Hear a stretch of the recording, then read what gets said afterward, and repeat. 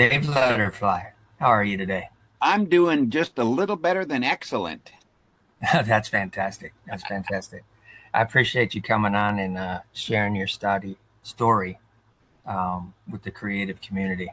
You've got quite a bit of experience over the years, and I think it'll be highly valuable for them to get some perspective from you. Oh, good. Let me give you a brief introduction here for the audience so that they can kind of get a feel for who you are before we jump into the combo. You launched your creative life under the big top as both a musician and a painter, blending performance and artistry in a truly one of a kind training ground. You're a master of old school techniques where you preserve and practice time honored crafted methods, everything from hand lettering to gold leaf, keeping alive skills that are rarely taught today. You're an award winning horseman. Beyond art, you've mastered classic horsemanship and circus practices, showcasing a blend of discipline, showmanship, and artistry that few achieve. You have a custom creative legacy. You're renowned for bold, one of a kind murals, vehicles, and themed decor, bringing storytelling and character to everything from motorcycles to amusement parks.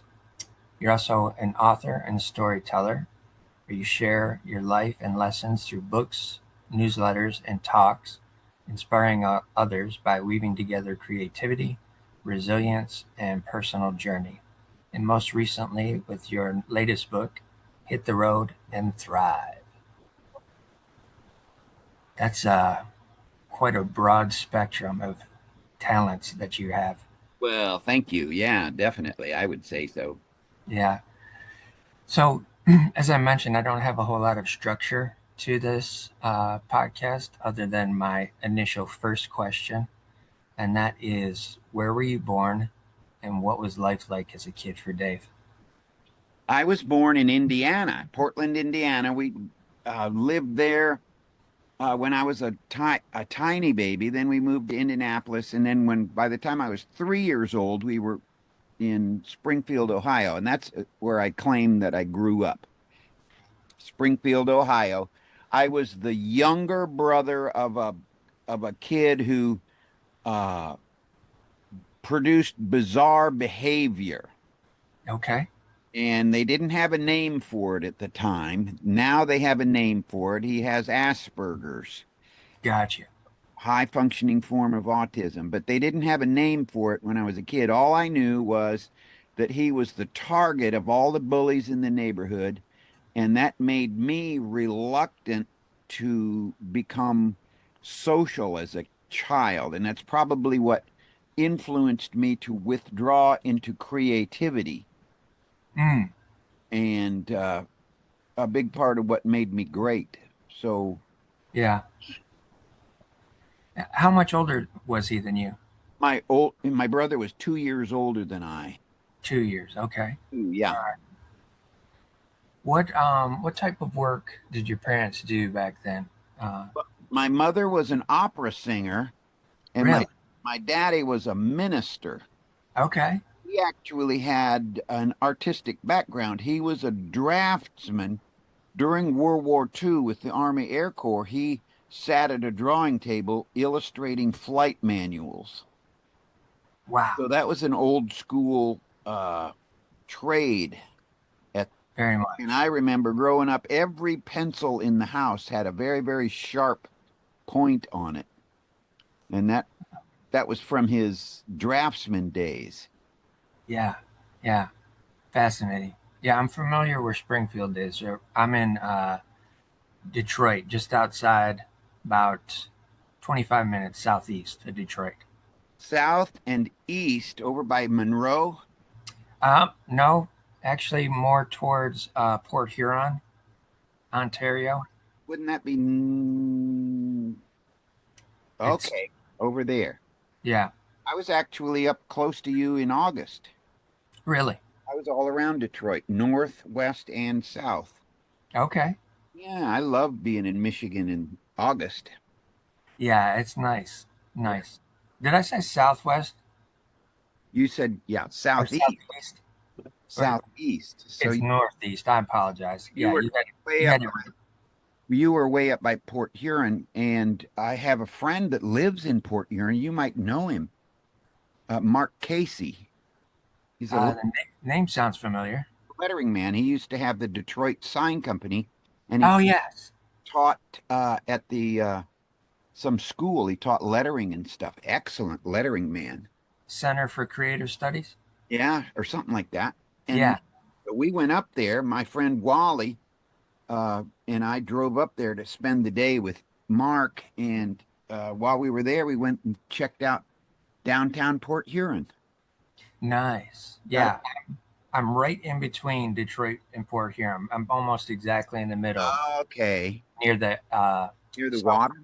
Selfridge Air National Guard base. Okay. Yeah. North of Algonac. Yes. Or Okay. no, south of Algonac. Okay. Yeah, That's south of Algonac. cool. Yeah. That's So great yeah, country.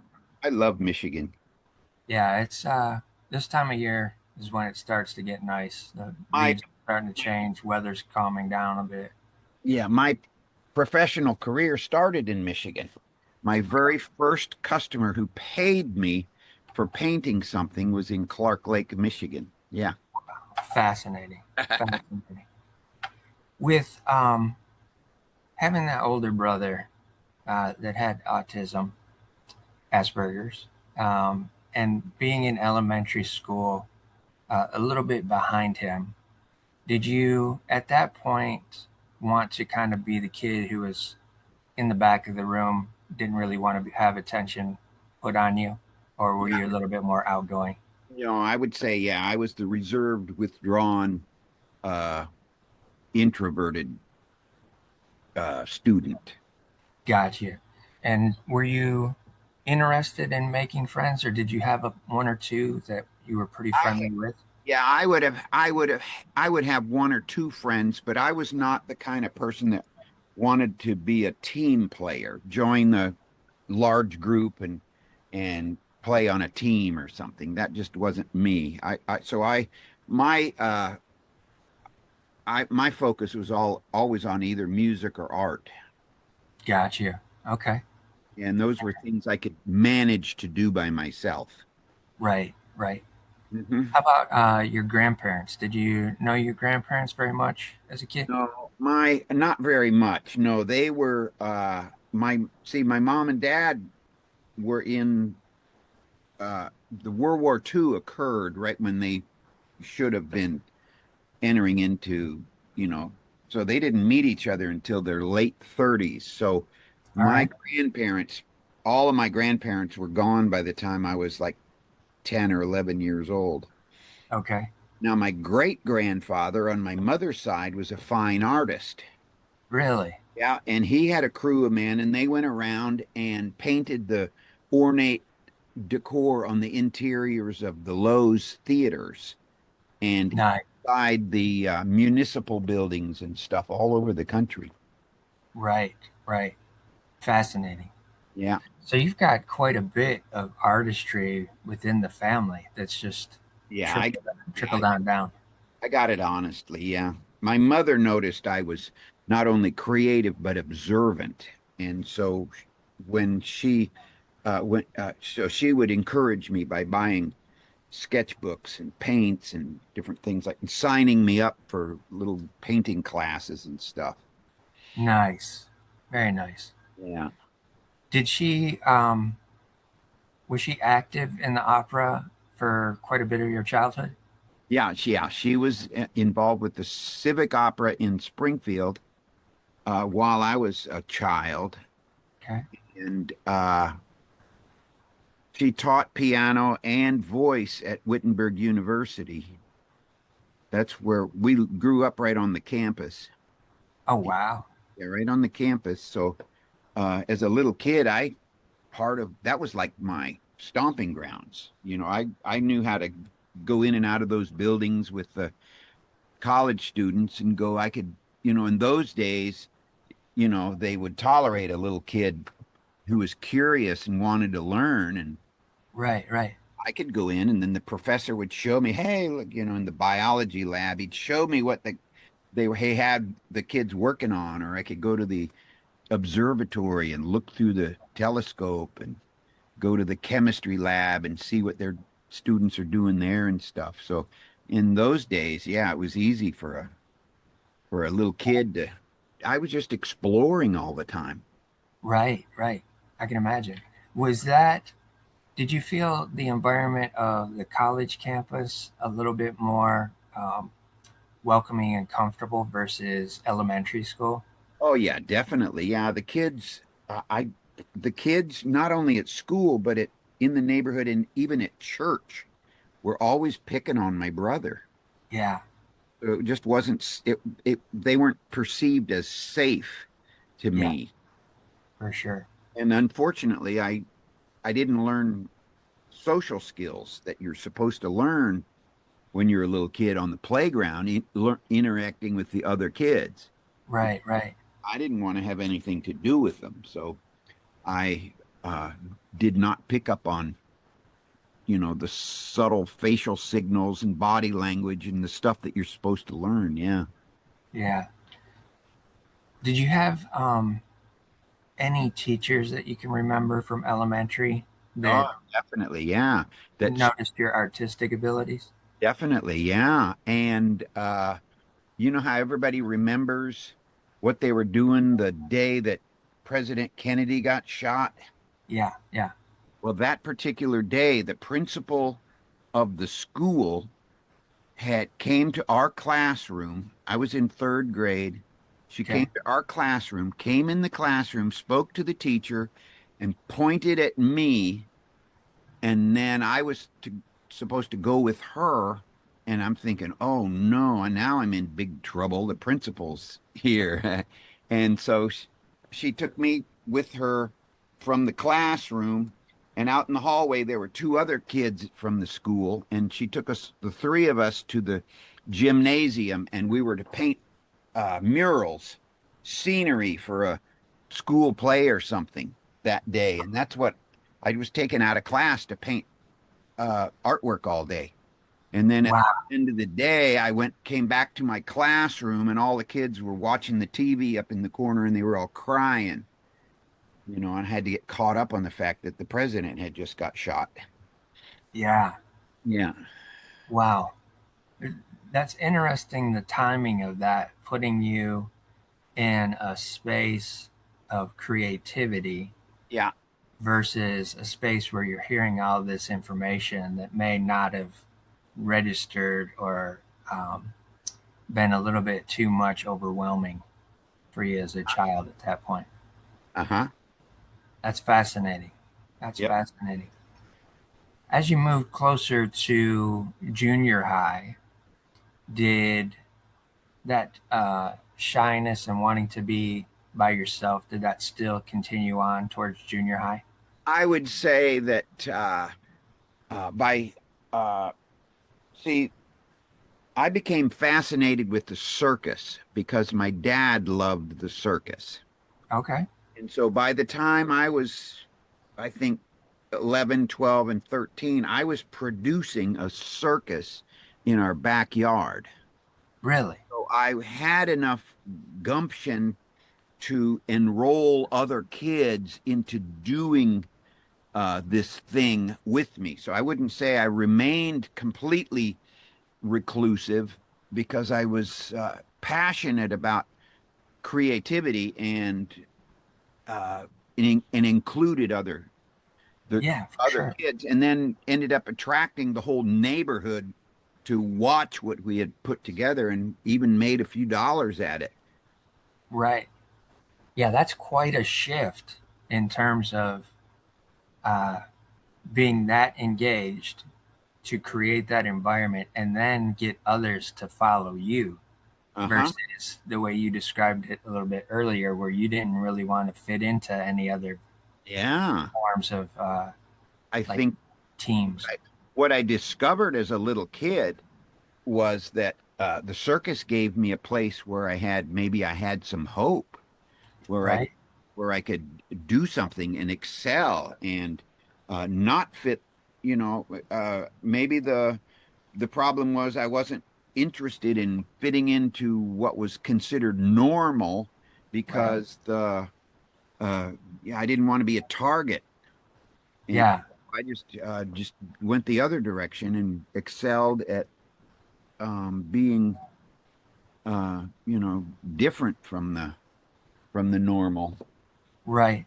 Did some of what you saw at the circuses that your dad took you to, did you see an environment there within some of the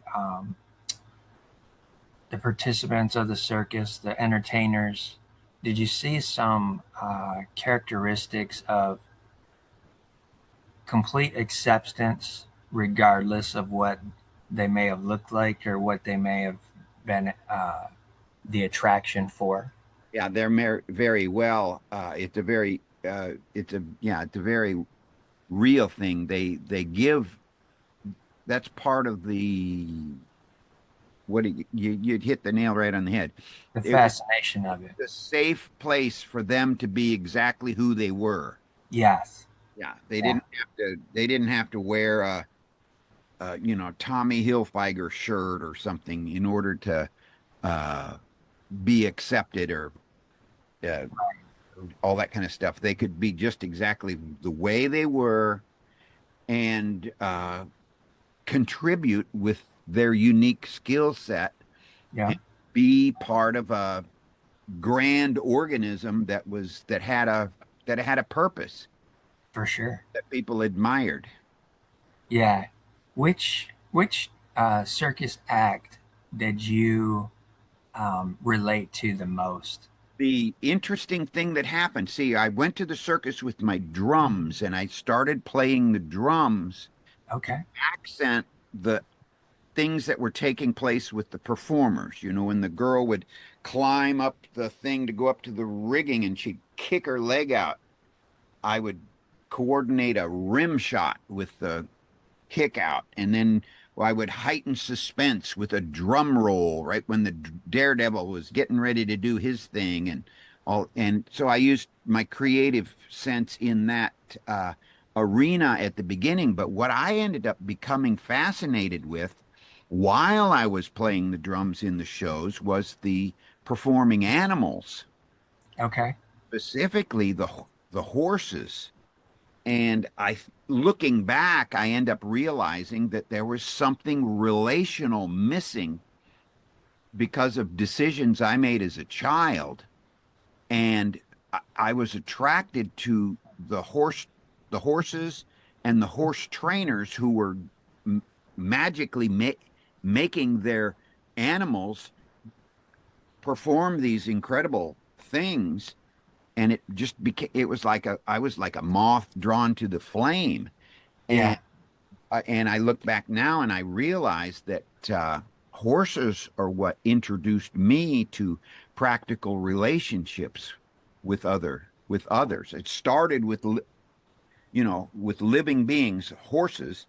yeah, A few years go by, and I have a 6-horse Liberty Act that I'm performing at the circus all the time. And then I progressed to uh, riding horses, not like a bareback daredevil rider or anything. I would ride the dancing horses and yeah, progressed from entry level, uh, what they call the manage horses, and then I progressed into the dancing horses, which are called the horses schooled to the highest level, and that's became a passion of mine because it's not only a very complicated uh, discipline that takes practice and rehearsal and training and all this effort, but it's also considered to be the top of the performing hierarchy. got you. Yeah, the men and women who rode the dancing horses were the top of the heap. Right, right. Okay. The the circus that you created at 11, 12 years old, did that translate immediately into this bigger circus that would come to town, or was that later when you were doing the drumming? The my efforts as a in the back with the backyard circus, Yeah. um, I what I did was I translated what I'd been learning because every year the circus came to town, I'd be up early in the morning and I'd be out there.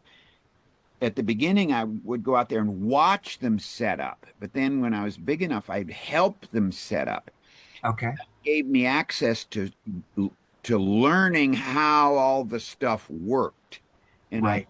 able to understand simple physics and knot tying and different kinds of skills that it takes to be around the old time big top tented circus, and then I would translated that in my backyard circus along with uh, copying some ideas that I could get some of the kids to do in the show.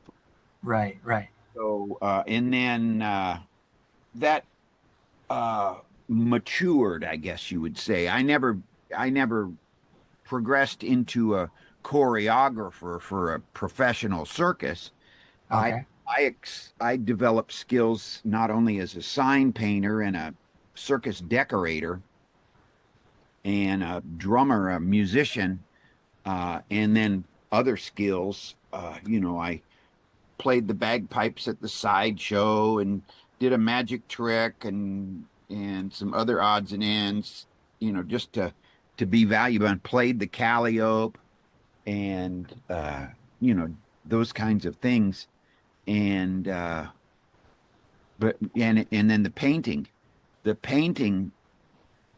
uh, kept um, improving and improving and improving. And then I reached a point where the painting was the most sensible thing to pursue.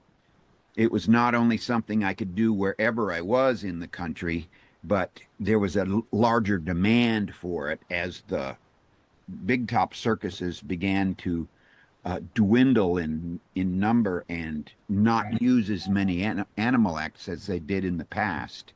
Right. Right.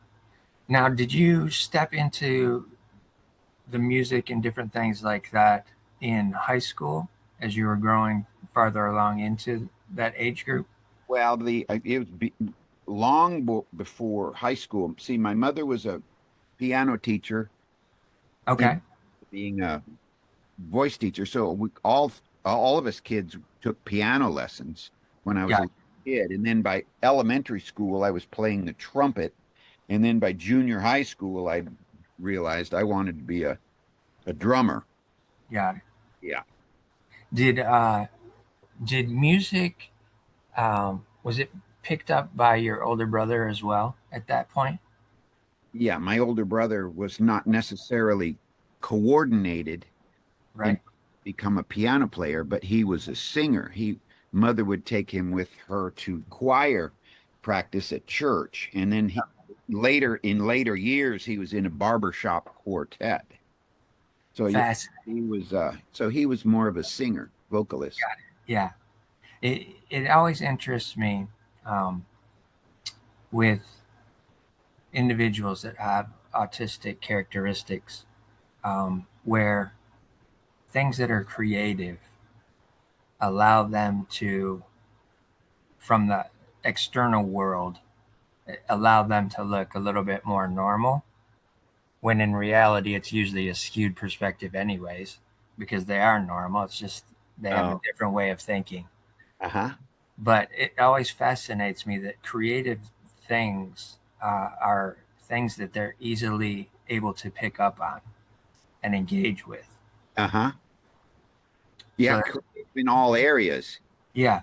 Yeah, yeah, music and art and riding horses and now writing, authoring books and telling stories. Yeah, it's creativity in all areas. And I think that most creative people are that way, but I'm not necessarily creative in all areas because you'd think that a creative person would excel in the kitchen, but I just don't seem to excel in my specialty is blackened ravioli. Okay. You like it a little bit on the crunchier side? So it's like, holy moly, I better just stick to painting stuff. Yeah. As you're getting towards the end of high school, are you thinking you may go off to college, or are you thinking I'm going to go and work more in the circus? At one time, I was actually aiming for the to be in like the Air Force marching band or something. Okay. But then, you know how frustration just seems to start to build when you're 13 years old, and Yeah. that family of mine with that older brother that producing that bizarre behavior, it just became so frustrating in my family. I started to figure out my family was the problem. Ah, And so I started to come up with the solution, and it was serendipity is is the thing that took me out on the road. By this time, we had moved from Ohio, and we were living outside of Chicago. And okay. I was 15. I was old enough to get on the train and go to downtown Chicago on a Yeah. Saturday. And I was exploring downtown Chicago and I found a newsstand and I looked at every magazine and newspaper in that newsstand and I found one that had to do with the outdoor amusement business. And I bought it and I took it home. And inside, it just so happened that that particular issue had the circus census in it. It had the name and address of every circus in the country. Oh, wow. And I set out to write a letter to every one of those circuses, asking them if they wanted a drummer for the summer. And I got Okay. 8 replies. Really? I started getting these colorful envelopes in the mail, and my dad intercepted them, and he's going, "Hey, what's this kid doing? He's getting these letters from circuses." He was like, and all of a sudden, he was like dead set against it. Oh, man. Yeah, so he ended up making me a deal once he realized I was serious, and he made a deal, and so between my junior and senior year, he took me and my drums to the closest circus. There was one that was going to be in the Appalachian Mountains.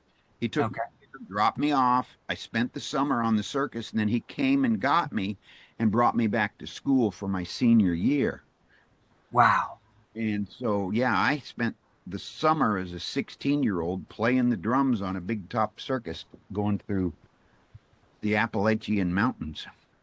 That's fascinating.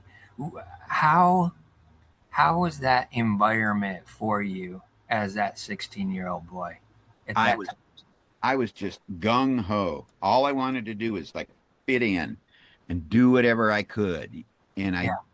and that's and there was an old man that took care of all the ponies and the llamas and the different uh four-legged animals on the show, and I just fell right in with him. He was just a charming old guy that uh, told stories and was fun to be around. And he was probably like Mark Twain, you know. He Yeah. knew that if he could entertain this kid, he'd have help with the livestock. Right. And so I had the time of my life, and that's where I got introduced to the only critter we ever had growing up. We had a cat in the Okay. house and then, you know, a fish in a fish tank. So this was Right. actually, I was a city boy. And so that was my first experience with helping with the livestock. Yeah. Yeah. How was it having potentially no curfew whatsoever at that age?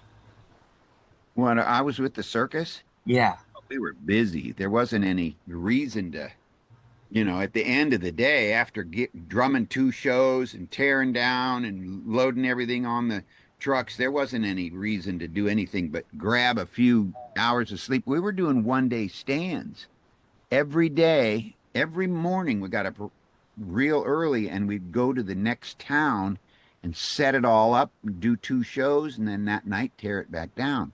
So Oh, wow. it was like around the clock. There was always something to do. Yeah. So very rigorous. So there wasn't much room to get in trouble. Got you. So there wasn't a whole lot of free time where you would be there 2, 3 days, weeks. You No, were not at all. Every setting up and tearing down in a day Yeah, and then moving on. and if I had a little bit of extra time in the afternoon, they wanted me to paint something. Okay. Yeah, so it was like around the clock. And at that point, did you get paid for the work that you were doing?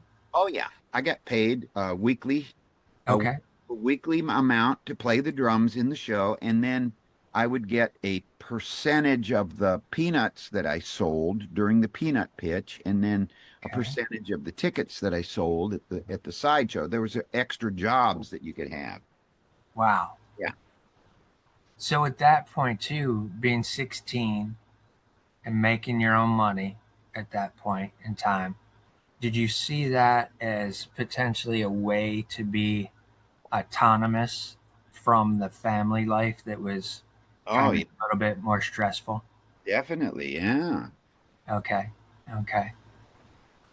Once you went back to high school for the senior year, what is your mindset in terms of I just experienced this summer of something that I truly loved and enjoyed being around. Now I'm back in this structured environment and I've got to study and try and figure out what to do to get to the end of the senior year. Well, I had uh, a double major all through high school. So senior year, all I needed was 2 credits. So Okay. I pretty much all I did my senior, I was only there 1 semester, and all I did was music and art. And Nice. in the art department, really, they really wanted to encourage me. So they gave me an independent study card so I could just do whatever I wanted. So a lot of times I was down at the city library, you know, Yeah. digging up books about the circus and doing research and studying and making stuff. And yeah, I've never been bored. I've always been on fire doing something. Yeah. That's amazing. Uh, What's amazing too is the fact that you only had those two courses and they were creative courses your senior year, Definitely. which I don't know of many schools unless it's a creative arts school that would even have that capacity to allow a student to be that free hmm and creative at that point They today. they actually offered me a tuition scholarship for my art. And Really yeah, and I told him to give it to somebody else because I was going to go join the circus. amazing. So they were recognizing your talents Oh yeah. like above and beyond. Yeah, I had some very, very special teachers in the art department. Very cool. Very cool. So once you graduated, did you immediately rush back to the circus life? Yeah, immediately. Yeah. The Okay. the boss that I had worked for, see, it's seasonal. The Yep. tenant circus would just be, approximately a little over half of the year. Yep. And as soon as I graduated in January, my boss came up because him and his wife were doing marionette puppet shows in the Chicago suburbs, two elementary schools per day. Okay. And he wanted to train me how to do that so that his wife could go and start booking the towns for the circus. And so immediately, as soon as that semester was over, next thing you know, I was learning to perform with marionette puppets, put this theater up and down, twice a day and do that. And then I did that for a little while, and then by late winter, early spring, I went to the circus winter quarters and I began to help build a circus from scratch. And we ended up taking out, yeah, I learned, I took welding. I took a night school welding class during that semester also. So I'd have another skill to make me a more valuable circus guy. So I Yeah. went to the winter quarters and started helping build stuff to take out a show. Yeah. I'm fascinated, completely fascinated right now. As you're moving into more and more positions within the circus environment, are you starting to get to see more of the country as well? Yeah, definitely. Yeah, we performed a lot of Michigan. Okay. And I, in the first 5 years I was around the circus, I think I went to like 347 towns in Michigan, Wow.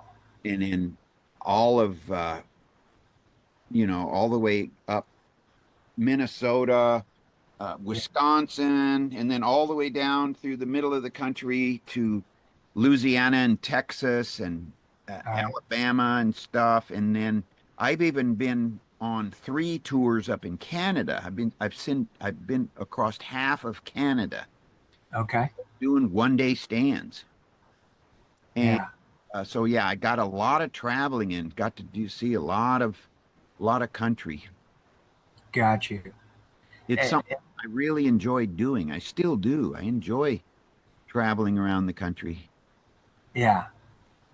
You've got that unbridled spirit.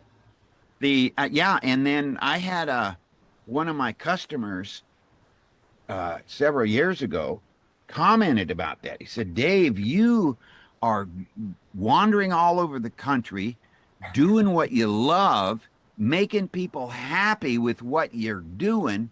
You should write a book on how to do it." And so I did. That's what I figured out, that there are people that probably are sitting on their couch right now that don't know what to do, and I just learned just by having the guts to launch myself as a kid. Yeah. So I wanted to put the formula into a book so that other people could uh could could do that too, travel around and have a blast. So that's Right. what influenced the book, Hit the Road and Thrive. Okay. Fascinating. As you're out on the road and you're experiencing these different towns, different cities, different states, are you seeing the different cultures as well within each one of those stops? Is I would that I would starting say to make an impression on you? I would say yes, because I've been to a lot of different parts of the country where everything is drastically different, like they talk differently in North Carolina and Georgia and and that kind of stuff with their Yeah. accent. And then the same thing is true with Canada. I went all over Quebec. I did a tour that went all over the whole province of Quebec. And Yeah. it's interesting. I've learned how to by going to these different places, I've learned how to pronounce it. It's like before we moved to Illinois, I would say Illinois. Right. And then we moved there, and then I knew all of a sudden now I say Illinois. And Right. same thing with Louisville and North Carolina and Yeah. Quebec. You know, Right. I've learned that just from being exposed to the different cultures and the dialect that varies in the different places. Yeah. Right. And from what I'm hearing from your story too, you're very adaptable within those environments. Yeah, what I've discovered is I have the ability to fit in wherever I am. Yeah. It's like that sense of belonging that I did not have as a little kid, when I Right. was terrified because all of the other kids my age were picking on my brother. Yeah. And so there was like a low self-esteem thing about Yeah. not fitting in. So maybe that made me try that much harder to find a way to truly fit in. Yeah. I can see that for sure. And I think, I mean, that very first circus that you started in your backyard, that in and of itself allowed you to step into that adaptable role. Um, Uh-huh. you know, And yeah, but and be something to admire instead right. instead of something to pick on because Yeah. you're, yeah. Yeah. Did being in that environment of the circus at the age of 18, 19, 20 years old, did that allow you to develop a sense of confidence in complete contrast to what you were as a early elementary kid? I would say yes, definitely. Yeah. Not only confidence, but the ability to stand in front of the crowd with a Yeah, purpose. right. With a purpose. Like it started with uh, creating something that made the show even better. You know, Right. stuff that I did at the drums. Yeah. And then even with painting, I would paint a beautiful design on one of the circus trucks, Yeah. and it gave me it was like a, what do you call it? Yeah, it gave me a way to be in front of the public or the Yeah. front of other people. Gave me a purpose, and I just wanted to expand my skills and learn even more stuff, so I could Right. more. You had an immense curiosity for growth. Yeah. Oh, yeah. Yeah. And creativity. Yeah. And I would notice things like, well, certain creative things they had limits. Like when you played the drums, as soon as the echo of that drum lick faded away, it was over. Right. But if you painted a design on the side of the truck, that lasts. You paint it once and it would be there all the time. And so For sure. it was it was a creative outlet with an improvement. Yeah. And with like the training horses, takes time and repetition and time and relationship, and then eventually you get to where you and this horse are working together and we can accomplish something that's kind of amazing. Yeah. Yeah. For sure. At what age did you start working with horses more intimately? Was it in your 20s working in the circus? Yeah, late teens, early 20s. Yeah. My Okay. first riding instructor, he would I he probably he put me on a horse in, yeah, probably about when I was 20. Yeah. Yeah. And yeah, and it just it's established a pattern of not only uh seeking out mentors who knew skills that I wanted to accumulate. Okay. And then having the ability to travel gave me the ability to go to different places to learn from these. The man who taught me with Liberty horses was in Oklahoma, and I All spent right. several winters between seasons in Oklahoma so I could understudy him. And then I had mentors here in Michigan and certainly in Florida. Okay. Yeah. What was it like being out in Oklahoma and working with the horsemen there compared to, say, Michigan or Florida? That was different. That was different. Well, I was completely on my own and I had livestock of my own and certainly limited resources. Because I had a big truck to haul the ponies in, I would walk a mile to the restaurant downtown for dinner every night, and I had to learn to, uh, feed myself breakfast. I learned how to feed myself a whole breakfast and only get four things dirty. The coffee pot, and a frying pan, a fork, and a coffee cup, and I could have a whole breakfast. So you didn't have to do a whole lot of dishes then. Yeah, exactly. Yeah, All right. definitely. Yeah. The the thing that has always been fascinating for me with horses is that they have an intuition that is very, very high. Hmm.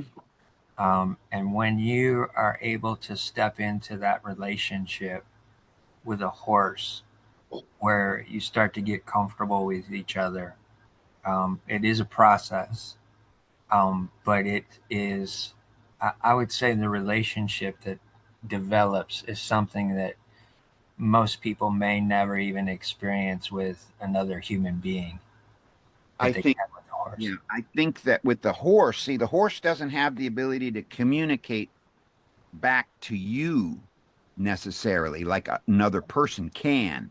Yeah, So a horse, we have to become able to read the horse yeah, and interpret from whatever they're exhibiting their condition, whether they're uh, and then the other thing is it's a I have a responsibility as a horseman to be the calm the calm influence, yeah, especially when you take a horse into an environment as chaotic as a circus, where there are people in the seats making all kinds of noise, and the band is playing, and the drummer is hitting the cymbal, and all this yeah, chaos going on.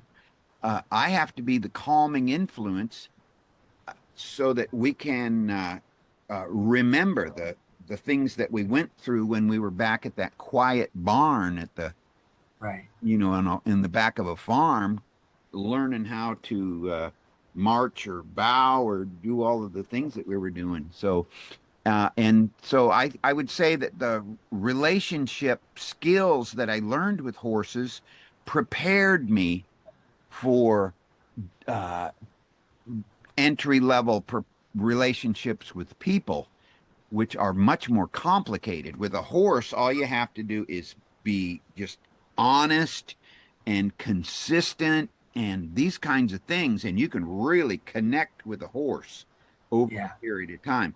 But with people, they're very complicated because we Oh, yeah. got whims and we got things that are driving our personality that other people don't even know about. And then there's other kinds of psychological turbulence going on. And it's stuff between people is very complicated. Yeah, for sure. But I For think sure. that the skills accumulated as a horseman helps me with remaining useful in the relationships that I have with people today. I can imagine very much so. Uh-huh. Imagine very much so. Was there a certain point where maybe you took horsemanship outside of the circus and into the show arenas at all? Meaning different than a circus? Yeah, you mean like a Right. horse show? Yeah, I performed at some big horse shows here and there, not too much. What was happening as my skills continued to develop was the market for performing horses was kind of going away. Okay. And so I progressed all the way until 1996 was the last time I performed with my horse and my little mule. And by that time, I had two incredible acts with two, wonderful animals. Right. But it coincided with discovering a huge market for painting murals on the exteriors of motorhomes. That was a phenomenon that had just begun in the middle 80s, Yeah. and it had gained momentum. And I was becoming uh, highly regarded as a motorhome artist, so it just made good economic sense to pursue that and allow my horse and my mule to become my hobby. Got you. Were you, did you do any semis at all? Because I remember back in the 80s that I would see a lot of murals on the side of semi trucks or tour buses and stuff like that. Yeah, not too many semis. Uh it was my specialty was motorhomes. Okay.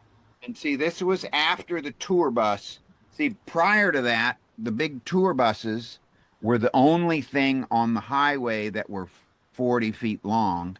And the Right. only ones were either Silver Eagle or Bluebird or uh, Prevost.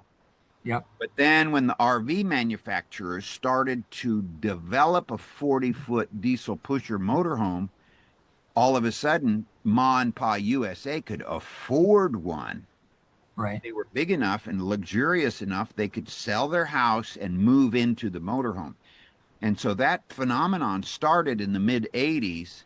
And it just, I remember way back then, in the 80s and 90s, there were motorhomes all over the highways.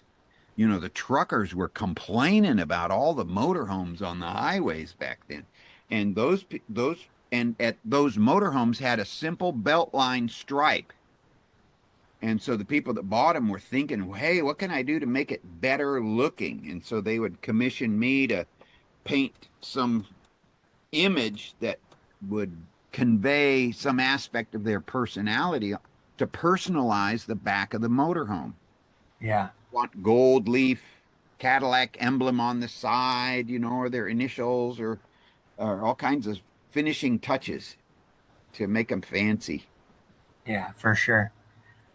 Did at that point did you start to see your artistry evolving into more of a profession for you?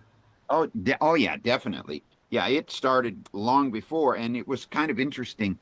I had customers who recognized the value in my developing skill set because, see, my attitude was pretty much I was just using painting to excel as a horseman Okay. because I needed money to, spend on my horses. And it was always something that was easy for me to do. So I don't think I really took it seriously until I was in my mid 20s. Yeah. And that's, when I finally went, hey, I ought to be doing this for a living. Right. Right. Right. At that age too, how is your relationship in terms of going back home or any of that? Or was it a scenario where you had had so much freedom that being at home or being around your brother had kind of started to fade in terms of See, connection? what ended up happening was my dad ended up, after a couple of years of this, my dad figured out, you know what, that kid's having a blast. He's having the time of his life. He's making money. He's doing what he loves. And he pretty much he turned around and became my ally. And Okay. there was even a time when he spent part of a summer with me. We had a healing experience, Amazing. and so we were able to transform the tension of our childhood I was very fortunate to have the experience of becoming best friends with my dad, before Wow. he passed on. And then uh and the other experience that was transformational had to do with my relationship with alcohol, because Okay. during my rise in my 20s as a performer, uh, just busy, busy, busy, I started using like alcohol as fuel, I think. And Yeah. it gave me it kind of anesthetized the feeling of shame that I had been carrying since I was a child. And at the beginning, it worked. It helped to lubricate me so that I could be entertaining in front of girls and stuff. And Right. then as the years went by, the stuff got a grip on me, and then started to desire a life without alcohol. And I actually conducted an experiment. I had been invited to perform with my dancing horse at Dallas, Texas, at the Big D Saddle Horse Show, which was a big deal in the Coliseum. And I was Okay. headliner with my dancing horse. And I had the sneaking suspicion that I could do a better job if I quit drinking. And I was just drinking the same amount every day. I wasn't a, you know, drink till you pass out kind of a drinker. I just drank to get to a certain level and I just stay there. Right. And so I quit drinking 3 weeks before the event, and I practiced with my horse and rehearsed, and we got really together, really working tight. And I went to the event and performed and did a bang up job. And then as soon as the event was over, my drinking just resumed right there where I'd left off. Oh, wow. But that educational experiment kind of planted a seed, All right. and it kind of ended up leading into probably an inevitable conclusion, which, if you know anything about alcoholics, we have to hit a bottom. Yeah. And so I hit a bottom, and then I was still so used to being self-sufficient and self-reliant. Uh, the process of recovery didn't start with sobriety. I was still too independent, and I had to actually suffer in sobriety before I would finally take my hat in my hand and reach out to another man and say, "Hey, I need help." Right. And then I was able to enter into the process of recovery, which Okay. introduced me to other principles that I could add to the skills set that I've already developed with horses, and Right. I was introduced to things uh, that were relational, not only with other people, but especially with ourselves, our relationship with our belief system, and understanding where our personality quirks come from, and then entering into a relationship with a higher power, Yeah. and then making the uh, decisions and subtracting the things that no longer work, that's really what gave me a huge boost in regards to finding a practical way to live a life with purpose.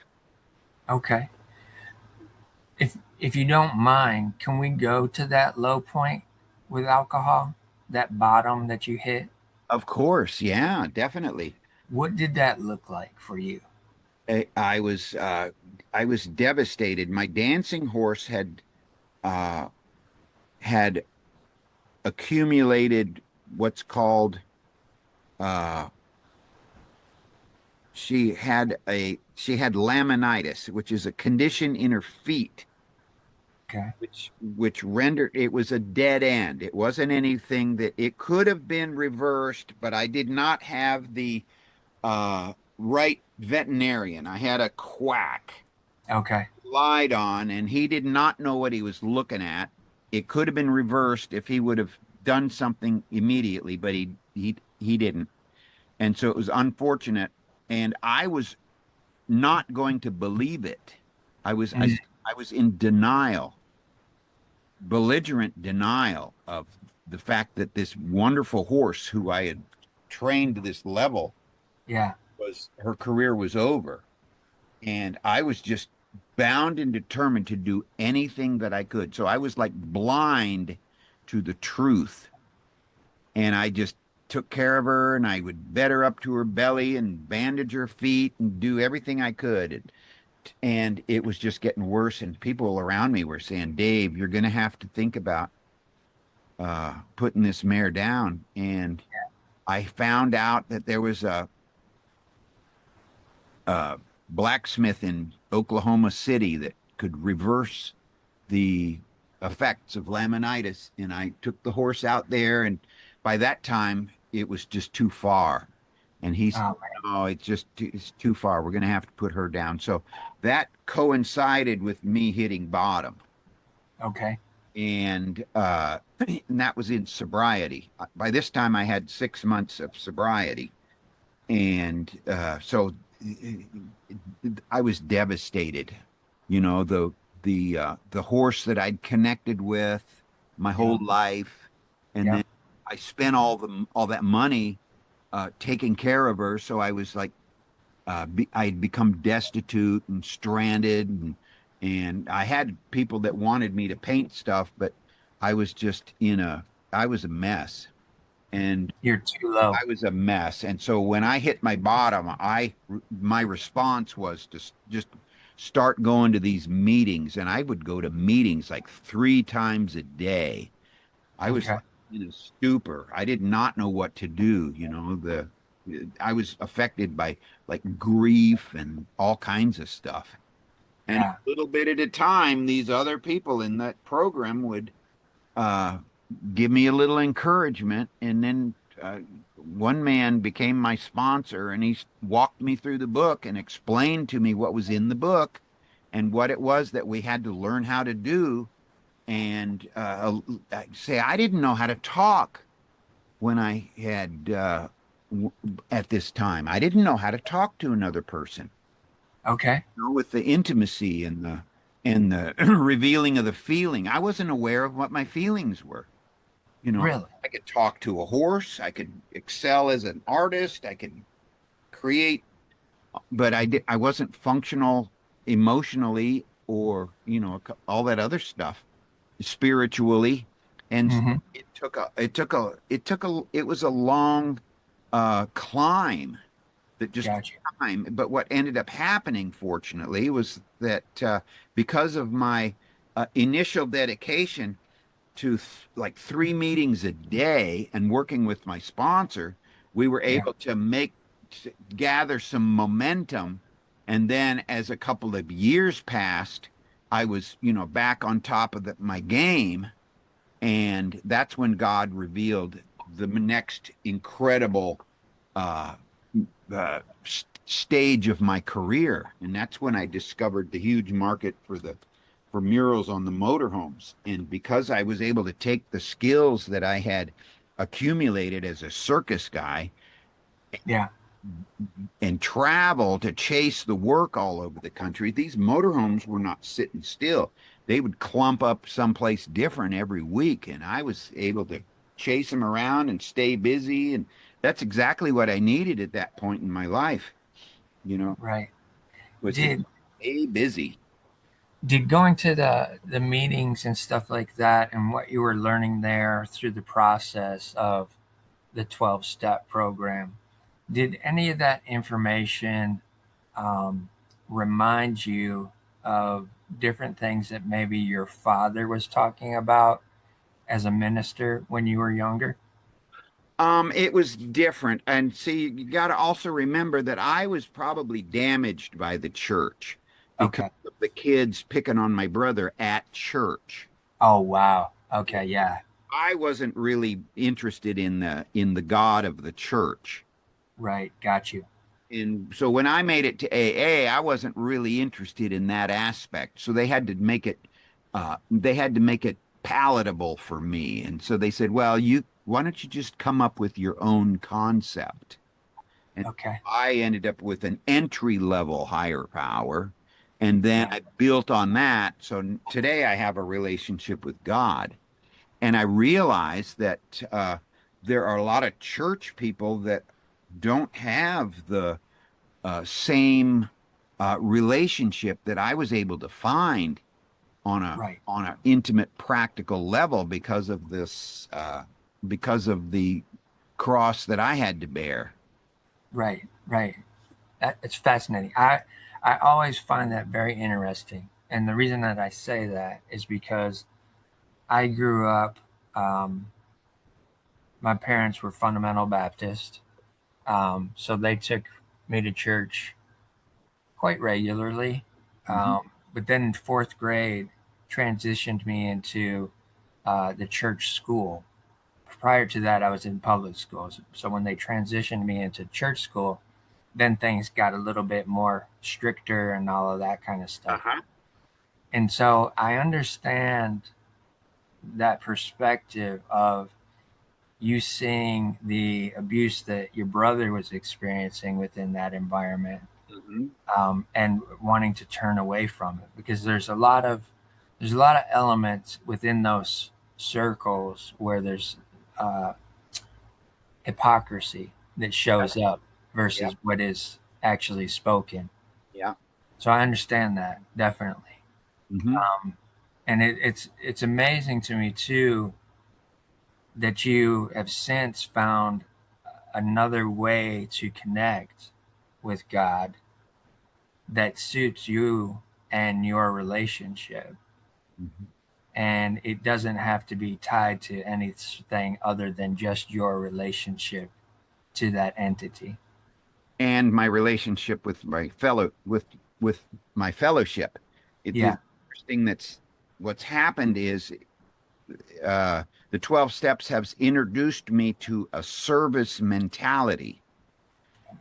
So as I go through my day, as I keep foremost in my mind, wondering what it is that I can do to be a blessing to those around me, it's given me a completely different way of a purpose for my Yeah. life.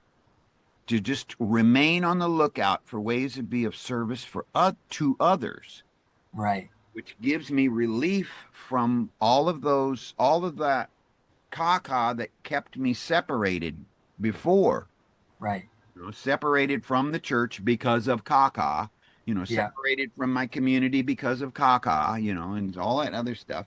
It's like, wait a minute, we can get rid of the caca, but Yeah. then we gotta have and then so the service mentality has just given me a complete. That's what drives me to get up in the morning and write.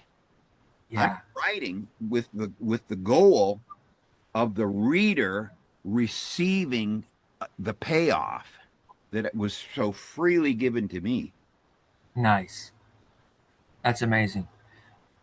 True, true transformation and true um, ideological change to look at it from the perspective of service to others versus it being self-centered and all about you Yeah. and what you're dealing with, kind of a thing. That's fantastic. I commend you for that. With stepping into this world of motorhomes and painting these murals, at what point did you see the opportunity in that process of your business to step out into other avenues of being creative? The I would say, looking back, the evolution of my career was not necessarily choreographed by me. Okay. It was like it was divinely provided to me. When I found the market and I launched myself on the road, I was on the road 9 years solid chasing the Wow. work. And I became the most prolific artist in the RV scene. And that's what made it attractive for the largest RV dealership in the country to make it attractive for me to become the resident artist. And I was Oh, a wow. resident artist at a big dealership in Tampa, Florida. And that's the reason I have a home in Florida today, Okay. because of that residency. And it only lasted so long because as soon as the computer took the labor out of doing full body paint jobs with paint mask systems, Yeah. and then they started printing digital wraps, the era of the hand painted airbrushed mural was pretty much over. Right. What had happened right before that was the Harley Davidson industry was busy building big fancy brick and mortar retail facilities, and they wanted to create an upscale experience for motorcyclists and have a place where they could sell more than just motorcycles. They could sell accessories and t-shirts and everything else you can think of. And a couple of my motorhome customers owned Harley Davidson stores. And Okay. they invited me to come to their new building and paint murals on the insides and the outsides of their buildings. And that's where I got introduced to the motorcycle crowd. I'd be in there painting a big mural on the side of the wall, and these bikers would come and admire me, what I'm doing, and they'd go, "Hey, could you come out to the parking lot and look at my bike?" And they'd talk me into putting a design on their bike. And that's when I had realized, hey, this is the place for me to be, in the Yeah, parking lot at a Harley Davidson dealership. for sure. So yeah, and the next thing you know, the motorhomes dried up, and the RV dealership, the owner saw the writing on the wall, and he sold the RV dealership. So that whole experience went away. But I was already going from Harley store to Harley store. I developed a way to capitalize on that. And I already knew how to travel, so it was just like a no-brainer. Just switch, switch demographics. Yeah, for sure. Switch means of travel Yeah, from motorhome to motorcycle. motorcycles. Yeah. What's fascinating too, from my perspective, as I'm listening to your story, is the transition from the equestrian horse now to the iron horse Uh-huh. as well. Yeah. That's fascinating from my Yeah, a side. lot of times those big old burly bikers would come up to me and they'd say, "Do you ride?" And I have the ability to say, "Well, yeah, I've been riding for 30 years." Right. I just mentioned that I was on a horse the whole Yeah, time. exactly. That's amazing. Um, at that point in time too, if I'm just tracking the timeline correctly, that's around the same time when the motorcycle industry is starting to explode with all of the custom builders. Yeah, Yes? it was exactly that was exactly right. There were choppers all over the place, and it was the hottest thing. So I Right. was at the right again, I was at the right place at the right time. Right, for sure. Did you transition the pinstriping and the gold leaf and that stuff as well into the motorcycles also? Oh, of course. Yeah, definitely. So Mm. then that also gave you a leg up on a lot of maybe some of the other um, airbrush artists. Uh, what I did was I capitalized on uh doing stuff on location. Okay. Yeah, because of my show business background. There Right. Yeah. are some excellent artists that like to be left alone in their art studio to Yep. do some incredible artwork on these. And those show bikes have just hours and hours and hours worth of work on them. Right. But so I wasn't necessarily involved in doing the show bikes. I would certainly do stuff on show bikes, but my with I guess it's because of my entertainment background. I created an environment that put in the midst of the bikers, gives them an art gallery to look at, and they can look over my shoulder while I'm doing the work. Right. And that's another thing that sets me apart from the other artists. There's a lot of artists that are shy and they don't want anybody watching them. Yeah, for sure. For sure. That that experience as a young kid creating that environment in your backyard allowed you to be able to transition that into doing that on site with the motorhomes and then now with the bikes at the dealerships and stuff like that.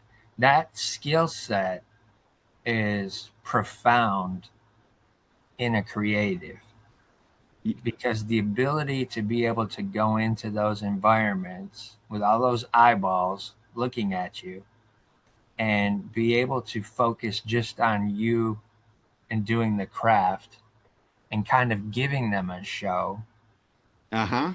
versus them just looking at you and it making you self-conscious as a lot of artists are when it comes to being in front of a lot of crowded space at Hmm. different shows throughout the years. Yeah. That's And sometimes it'll it'll bite me in the butt too. okay. I'll be involved in the fussiest thing possible. I've got to put a thin line that goes exactly straight along the underneath side of a motorcycle tank on a tank. And the best thing for me to do is to lay down on the ground. I put a rubber floor down. I'm laying down on the ground and I'm pulling this line across this tank. It takes every bit of my concentration to do that, and some lady will come up and she'll get down there with me and peer with me and she says, "Is it okay if I ask you a question?" It's like, Um, holy moly. So yeah, yeah, but I think that's also the show business thing, with the horses. Yeah, With the horses, I was putting those horses in the midst of chaos right. at the circus, and so it's like, it doesn't probably doesn't affect me like it would affect more a shy artist. When they do that, I'm thinking to myself, my God, lady, can you let me just get this thing done and then just wait another minute? Right. Exactly. So yeah. Yeah, I get it completely. I've done quite a few uh, music festivals Uh-huh. where I've set up and sold T-shirts and hats and different things like that. And at a period of time when I was doing my jewelry, I was selling it, bike shows and stuff like that as well. And it's always a scenario for me where it after at least the first day of it, it becomes overwhelming because Uh-huh. I'm absorbing all of this energy that's Oh, around me. uh-huh. So it's a bit more difficult for me. So I commend you for having that capacity because it's another skill set as a creative Uh-huh. that's very much an asset, um, and allows you to navigate in different ways that a lot of others don't have the capacity to do so. Uh-huh. Once the motorcycle industry starts to taper off with its rise of peak custom building and everybody being enthralled with all the shows that are on TV and all the different builders like Jesse James and the Tuttles and um, Billy Lane and uh, Eric Gorgeous, Voodoo Choppers, different people like this. Are you starting to see another opportunity that's going to come along that is going to allow you to shift from that? Definitely. Yeah, that's one thing that's taking place right now. It seems like the motorcycle uh industry overall is starting to get soft Yeah, because the demographic is maturing and there are no young people stepping up to become motorcycle enthusiasts. Uh, right. and so I wanted to introduce how my writing, my authoring of books began, Okay. because back in recovery, part of the process of recovery from alcoholism is the writing that you do. There's our inventories. There are lists of things that you make, and then there's inventories of not only the people that were in our lives, but the events that took place. And I guess I just used my same creative attitude and and I started writing. I had an early a sponsor early on that told me that he wanted me to make writing a part of my day and Okay. and to keep it simple. He said, just write down one name a day. You can do that, can't you? Well, that was easy enough. I can do that. And so that introduced making writing a day part of my daily routine.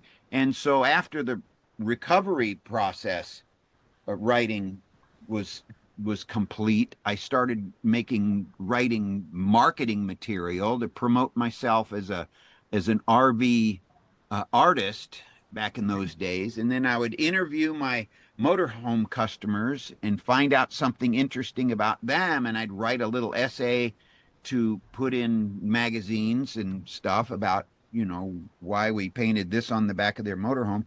And then the next thing you know, I'm writing these different essays and stories. And then I had the fortune to meet a man who was a creative writing professor at a university close by, and we became friends. And he says, "Well, let me see what you got."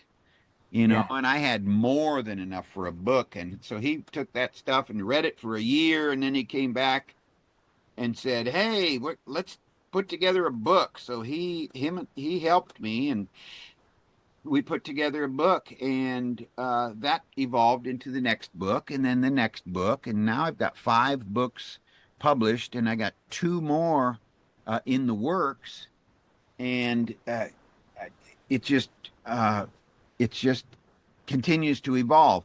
So, do I see something different taking place in the future as the motorcycle thing continues to decline? Well, the fortunate news is that my market share continues to increase because in addition to the demographic changing, the other men who do this fine pinstriping Yeah. on motorcycles, that number is declining also. Yes. So I'm able to continue to stay busy and remain successful as a pinstripe artist. And I Yeah. suspect I'm going to be able to do that for as long as I want to. You know, and still enjoy doing it. But I'm also seeing uh, there's a there's a creative answer with not only the books that I write, but as the stories that I tell, like I'm helping you with right now on Yeah. this podcast, that is also going to serve uh, and bless the people who are the listeners out there. For And like sure. I mentioned earlier, that's what drives the the desire to keep writing and writing and writing is the I keep the I keep the reader in mind. I want to create something for them so that they can be blessed with uh, possibly the knowledge that I've had the ability to accumulate because of this unique career path that I've been on my whole career. That's another reason why I wrote that book, Hit the Road and Thrive. It's just a formula for uh, you know for the attitude that it takes to do something that you love and have a and get to live the dream doing it. Yeah. I think that mindset and the roadmap that you've kind of created in that book would be very very beneficial to creatives today. And the reason I'm saying that is because I know that there's a lot of talk within the communities about AI Oh yeah. and how that's taking over different things. But also, too, there's a lot of creatives who are looking to be off grid, so to speak. And they're taking like buses and different things like that and turning them into mobile homes of their own, that kind of a thing. And that mentality, having a book like that, would give them some insight into the way that you've navigated being on the road for so many years as a creative. Give them some insight into different things that they can step into going from one city or one place to another, whether it's city to city or state to state. Yeah. And Or I've actually written another book that's going to benefit those people, and it has to do with my relationship with RVs and okay, RVing, because as a 18-year-old, I actually built my very first RV camper. oh wow, When I got done with my first full season on the road, I made so much money. I went to Elkhart, Indiana, and I watched how they were building them. And then I bought all the components, and then I went to my mom and dad's home outside of Chicago and cleared out the garage and created a place for me to build my camper. And I put that on the back of the pickup truck that I had purchased. And yeah, that started my relationship with RVs. And I've had and built and acquired and customized and so I put an exhaustive amount of information for the people who are considering making the move to an RV. And that book is called Responsible RVing. nice. Yeah. Nice. Are you familiar with Marcus Lemonis at all of Camper World? No, I'm not. That would be a fascinating person to see you connect with when you get that finished. It is fit, and it's available uh, on a website that I created. People can go get a free download. Oh, perfect, perfect. Well, then we'll make sure that we've got that in the description as well Okay. when we make this live. But yeah, All right. And I just Marcus who? Marcus Lemonis, Okay. Lemonis. He owns Camping World, All right. and he has a lot of RVs uh, that they Yep. dealerships as well. He Yep. started out in the automotive industry as a kid, and he had a show on CNBC called The Profit, where he would go around to all of these different businesses and help them kind of restart what they had got to in terms of a plateau. He would Oh kind of yeah. boost them up and put them back out there. Some worked, some didn't work. Some wanted his help, some didn't. Yeah. But he's a big proponent of camping and RVing and that kind of stuff. Okay. Cool. So I had the opportunity to be on one of his episodes of the Prophet. I was on the fifth season, episode 5, where he was working with a local denim company here in Detroit, and I got the opportunity to go in and be interviewed and show them some samples of stuff that I had done. And Uh-huh. they were looking to hire in designers on that episode, but unfortunately, I wasn't able to work with them any further after that. But one of the things that always stuck out to me and that I remembered from that conversation and interview was that he kind of complimented me on the fact that I came into that part of the show with actual samples of denim jeans that I had created that had leather accents and stuff like that on them. And I brought my portfolio in and had it open on the show and all that kind of stuff. And he complimented me on the fact that I was one of the only individuals throughout that whole process that actually came in with stuff in hand. Uh-huh. So yeah, it's something to say about putting something in front of somebody that's a finished product that you've created uh, Uh-huh. is being able to get noticed a little bit more. Yeah. Yeah. That's amazing. With the writing that you're doing, um, are you working with a traditional publisher or are you working with it on your own, doing self-publishing? The first 5 books are all self-published and they're Okay. all available on Amazon. And I'm realizing as the result of that experience that I'm not reaching a very large audience. Okay. So the next book, which is pretty much a love story about my third dancing horse, which I took from being a scared colt all the way to the top of the echelon, and then in retirement and through the uh, affliction that he developed all the way to the point where I had to put him down is in this book, the next book. And Okay.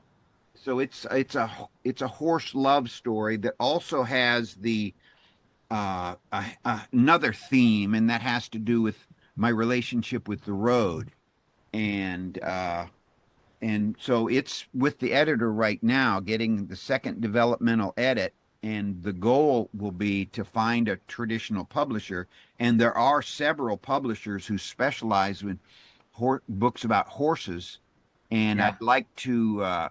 pro- I'd like to go through that process, and because they have a large audience, and that's part of what would be attractive would be knowing that the book is going out into the world and it's going to reach, a lot of readers. Oh, for sure. Yeah. Like people people with horses have the same mentality about those horses as people who have dogs and cats. Uh-huh. They have such a connection to those animals that that's their life. Uh-huh. You know, they live that every single day. Yeah. And I definitely see the avenue that, yeah, you've definitely got a captive audience there. Just Now, another.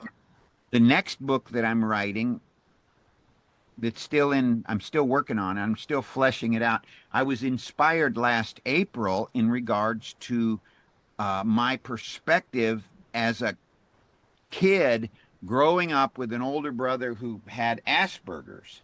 Okay. And that would be for the sake of possibly offering hope to people in frustrating situations that don't know Yeah. there's a way out. Because thank goodness I've had the opportunity to heal how it affected me and transform the hatred that I had for my older brother into empathy and Yeah. acceptance because he's still producing that same bizarre behavior today. Yeah. But I don't have to let it affect me like the way it affected me before. So that Right. I'm busy right now working on that manuscript also. Fantastic. That's an amazing place to get to. Um, Coming through years of holding on to that Uh-huh. and getting to a place of empathy. Did did the possibility of working with horses and the relationship that you have to have with those horses and the scenario of going through the 12 step program and how you started to look at relationships there, did that affect the way that you started to look at your relationship with your brother and that empathy start coming out? Of course, definitely. Yeah, yeah, Yeah, it started with horses. I yeah, learned the practical relational skills of consistency and honesty and that kind of thing, and then continued to develop it with the 12-step recovery process.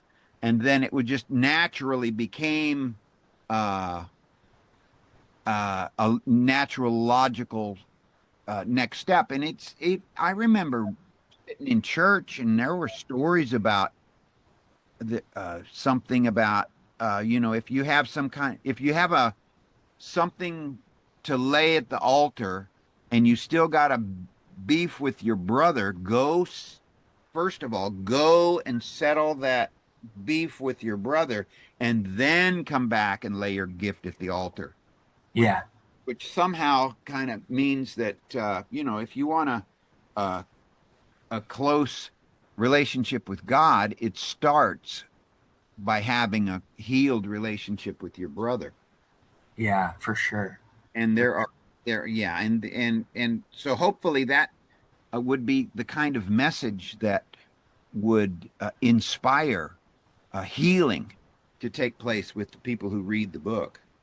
Oh, I can believe that it will. And it's necessary. I would say even more so today in this time because of the increase of children who are being born autistic or developing autism.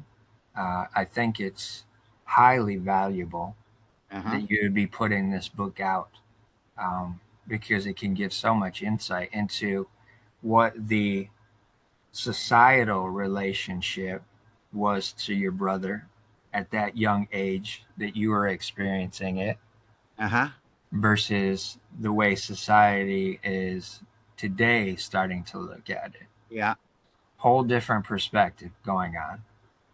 Yeah. Back then, it was looked at as abnormal, uh, outcast, that type of thing. Yeah. That's where all that, you know, bullying came into play that you experienced, all of that.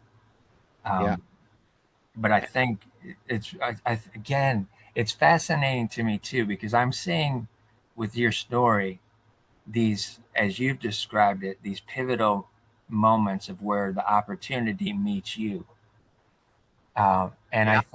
I think the opportunity is meeting you again with these books that you're writing, based on the format of the book and what it's targeted to and what's going on in the world today.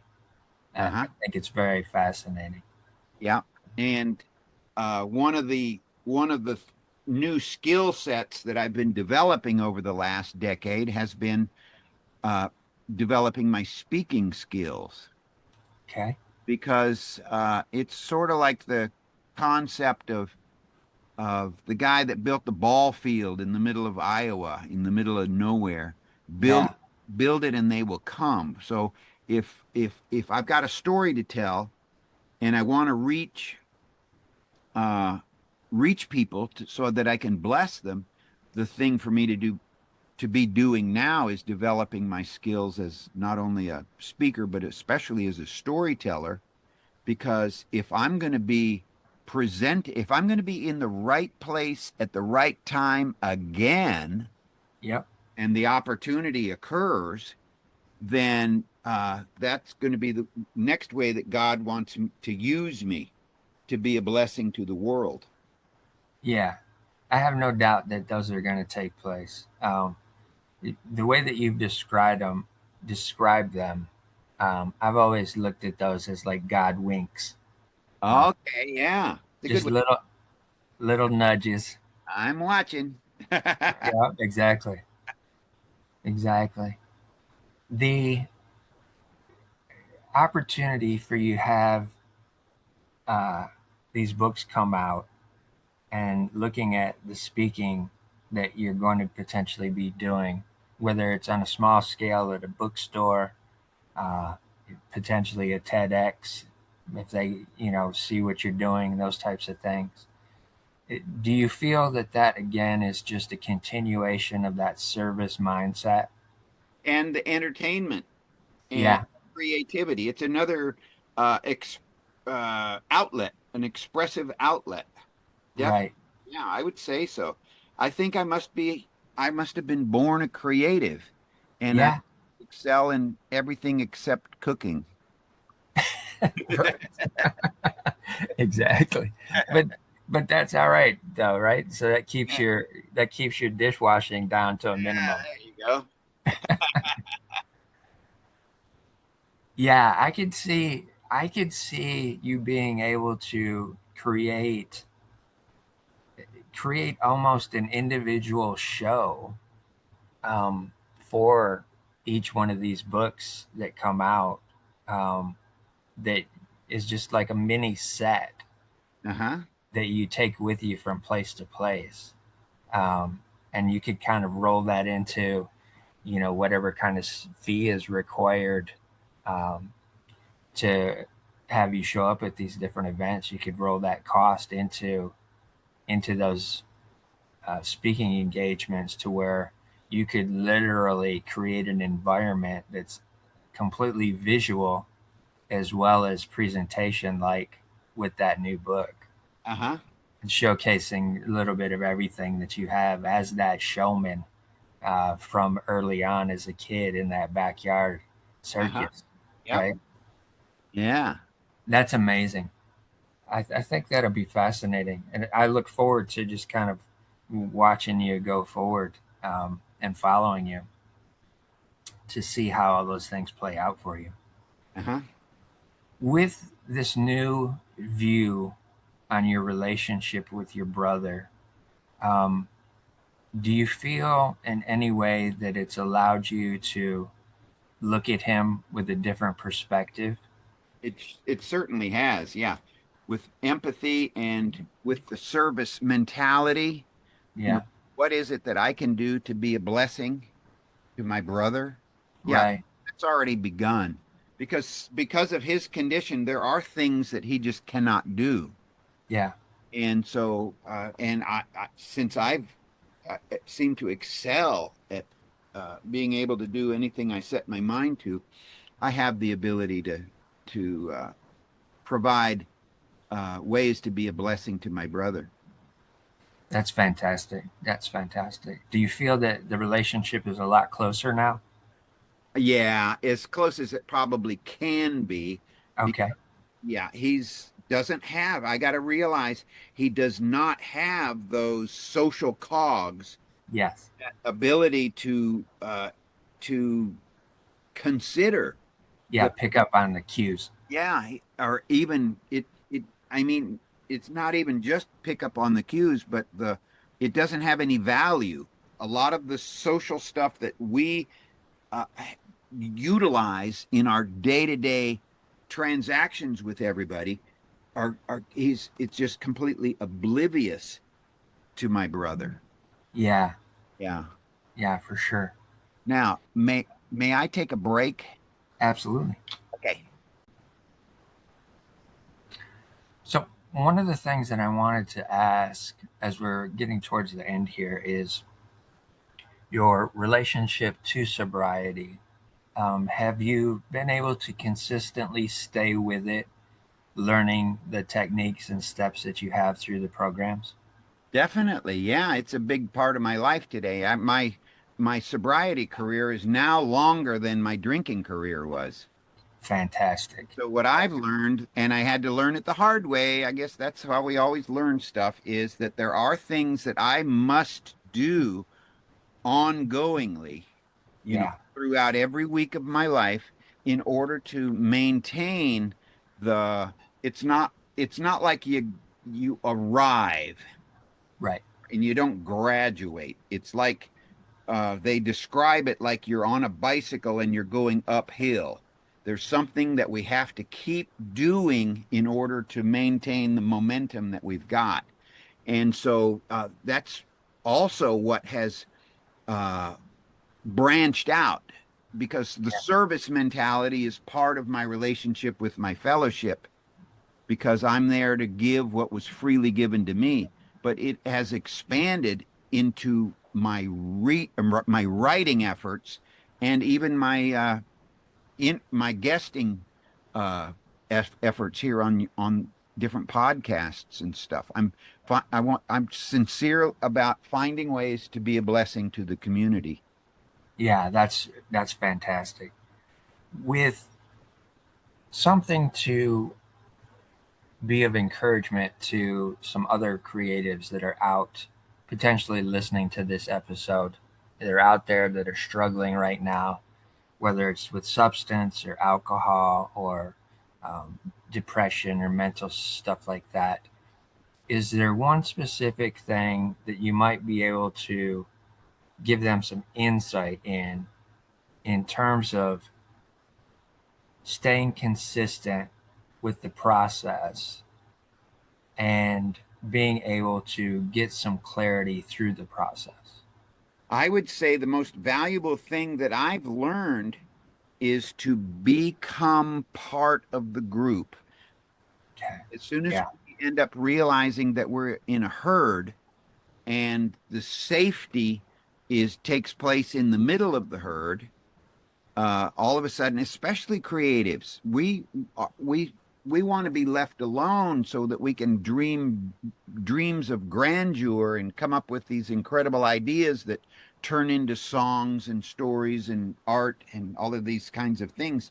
But we actually need each other. So what would be valuable is to become part of a group. Yeah. Whether it's a writers group or an artists uh, group, group. All those famous artists that in Paris back in the good old days, they would all congregate and they were all, you know, fast friends while they Yeah. were their creative endeavors. They didn't do it completely alone. And Yeah, for sure. what would my advice be? My advice would be to reach out, and that's uh, that's one of the things I include in at the end of all my books is my contact information. Okay. There's something that you liked? Is there something uh, that I can expand on for you? Let's connect. I'd love to hear from you Yeah. because that's where we get to grow. We not only have the ability to share our idea with somebody else, which gives us the ability, we're developing the ability to put our concept into words and communicate that concept, but we get depending on the impression that they receive as the result of our description, they give us some feedback that may very well include something that we hadn't thought of before. So we everybody benefits. Yeah, for sure. That's fantastic. It took me back immediately when you started giving that information about getting with a group. It took me back to you as that little kid who wanted to just be off by yourself and not have to deal with everybody else that was around you. Then to find the circus as a place where you could fit in with a group Hmm. and felt comfortable in, and then progress farther into the sobriety groups that you're a part of as an expanding community as well. That's very fascinating for me. One of the things that I always try to leave in the minds of the listeners and those that might be watching as well at each one of these episodes is just a key reminder to listen to your heart, but always be kind to your mind. Oh yeah.